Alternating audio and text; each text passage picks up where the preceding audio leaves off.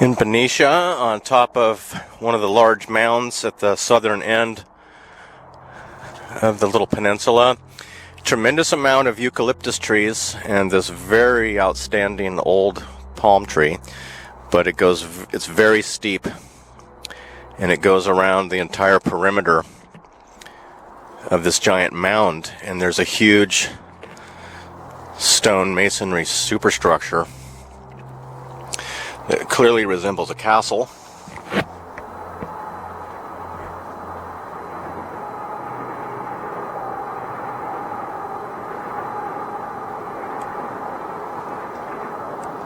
Not the original, I'm sure. Probably a large rose window was once there. Going to take a walk around that one and see what's going on. Said to be built 1859, and there's some outstanding geometrical cuts of large sandstone blocks. So these large capped entry points in this grass, but this one here, the cement does not quite cover it, and I'm seeing that it has an octagonal shape to it underneath, so I'm assuming that each of them do. And these cast iron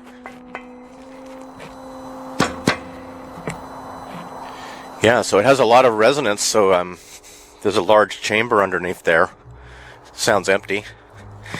But here's this mansion. I'm going to do a quick walk around, but it appears to be plastered.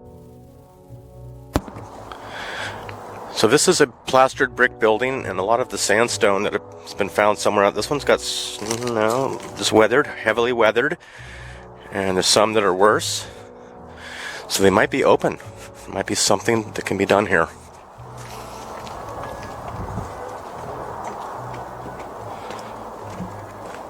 So inside this mansion, come to find out the walls are 2 feet thick brick walls. And the ceilings, for the most part, are 14 feet throughout. And the front door was huge. Enormous front door.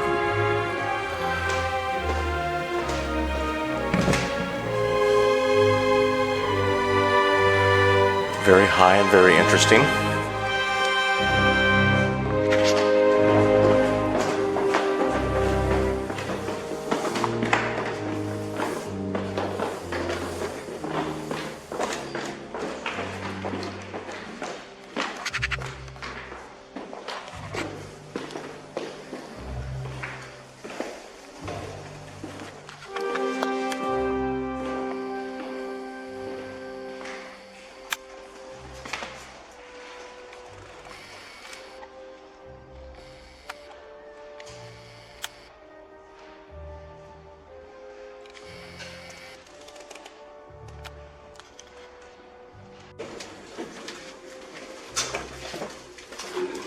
This brick.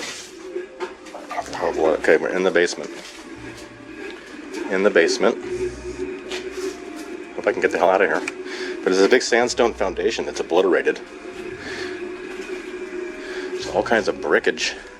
I don't have that light, so I can't get totally awesome. I don't even know how deep it is, because the elevator ride seemed like it was going on forever.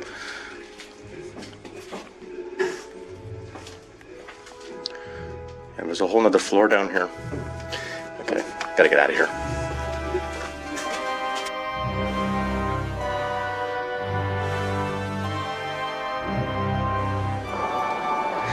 So just walking around this mansion. So, yes, somebody decided someone needed to know in the future. It was 1860. But the subterranean. So these are, buried up. The whole building is buried. So I was down inside the cellar, the basement, or whatever you want to call it, and left some contact information with the director here, and I may be able to come back for a much better tour and investigation of the foundation. But there's a lot of palm trees here, and the shape of this location is very steep, so it's kind of a battlement. So you've got steep drop-offs on both sides, extending out to the end of this little mound. And then, of course, there's a castle. It's an actual castle here.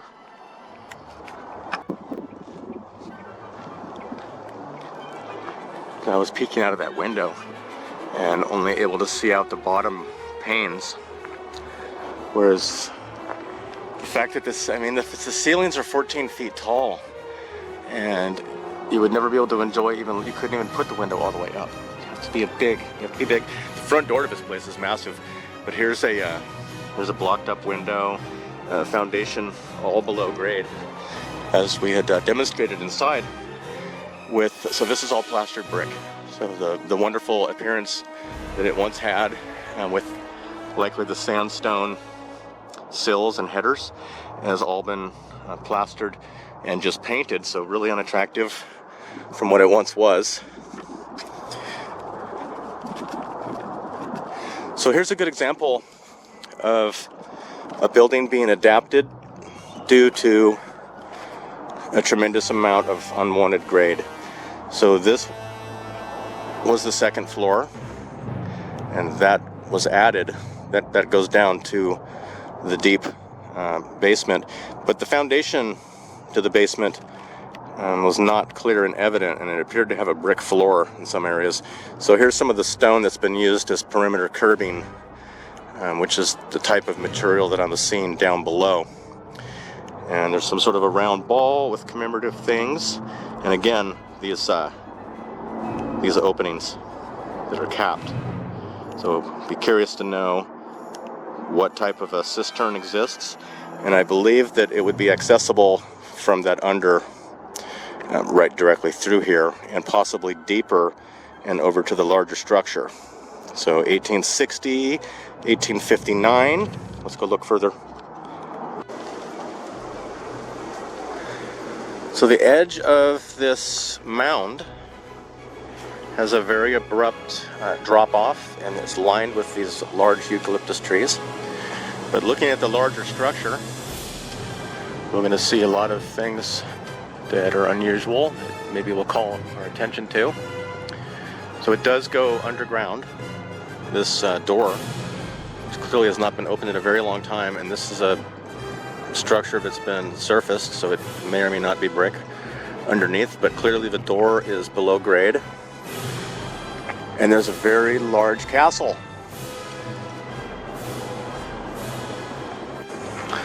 So we're going to get a good look at this building.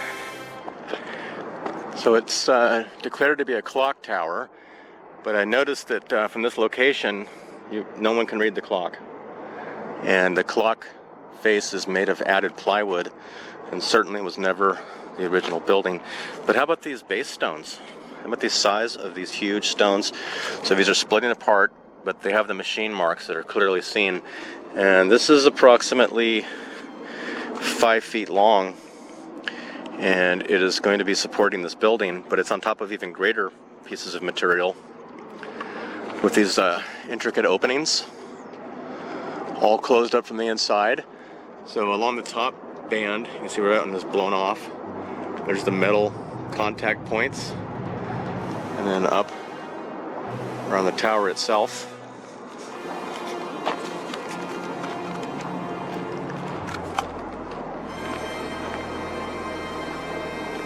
Different types of front surfaces, but the extreme precision cut work and the chiseling of the faces, some protruding out the surface, some are more refined. Amazing detail, the round part.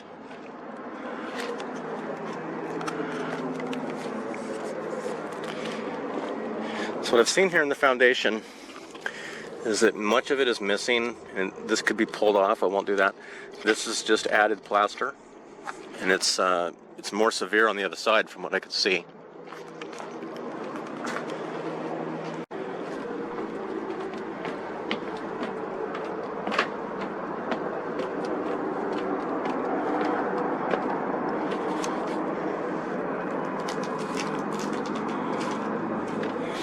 These large tie-in points So this again would have survived all of the Bay Area earthquakes, said to be built in 1859.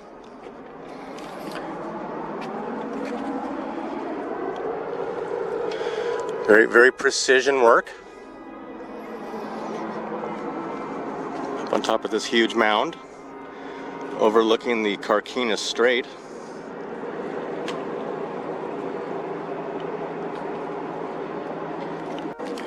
So you can see the degraded shape of the sill and how it has changed its composition, as well as this one below.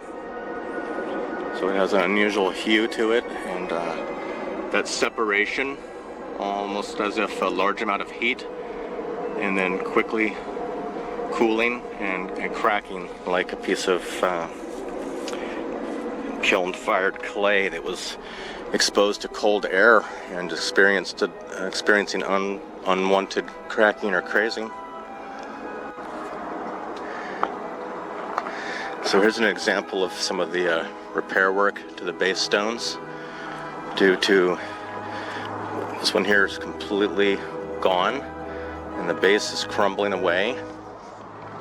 But this is fantastic here. So this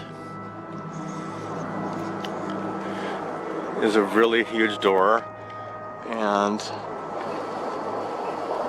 it went out of the way to declare 1859. But the cuts over here on this opening are absolutely amazing.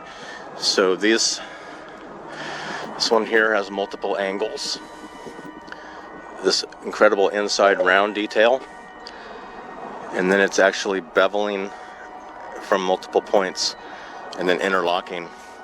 But something would have been here, or they would probably tell us a cannon, and I don't know who they would be able to hit with that era of cannon. Some stuffed animals here. So more of the extreme damage repaired with skimmed surface concrete. And this entire area is elevated, by the way. So this doorway, which right now is about 10 feet or so, goes up inside. But I'm on an elevated platform, a dock.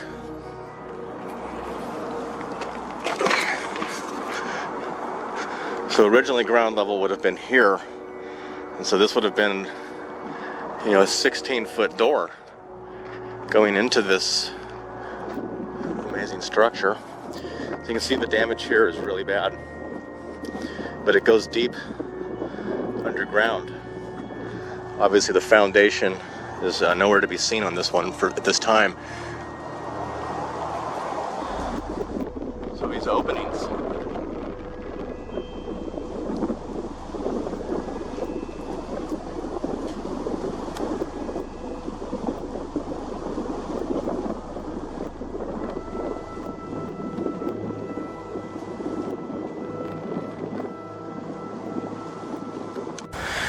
it's very steep angle on both sides, and both sides are lined with the towering eucalyptus trees, and we have this castle emerging.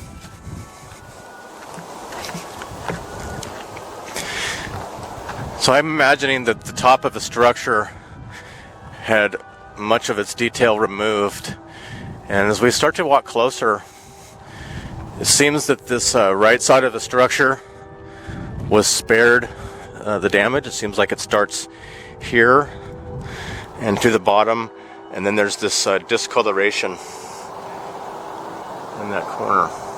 And on the other side we saw some of the other damage. Let's look for more evidence of damage as we finish walking around this thing.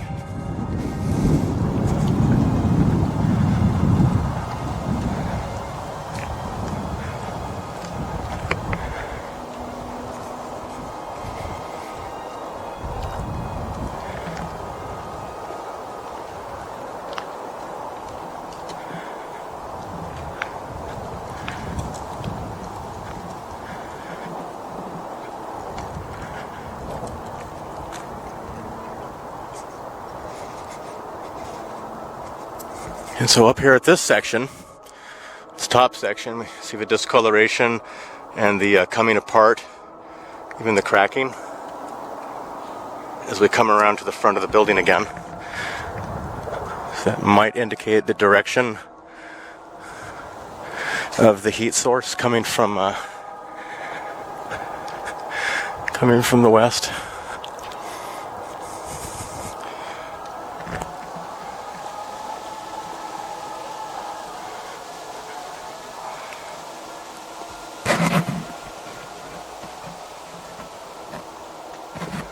The arsenal. So this has very enormous doors, but normal size, maybe even smaller than normal man door. And then again, the large openings.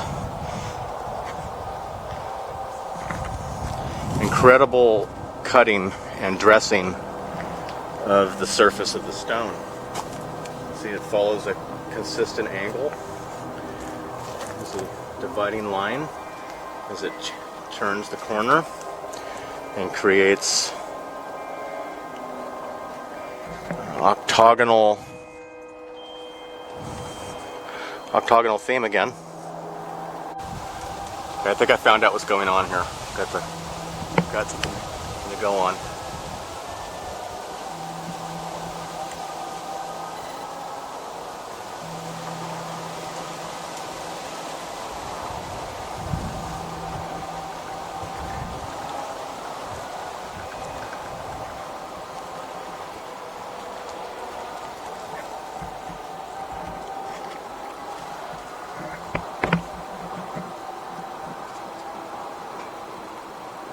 So that's very weathered plywood added to this building that has some very high damage on the top.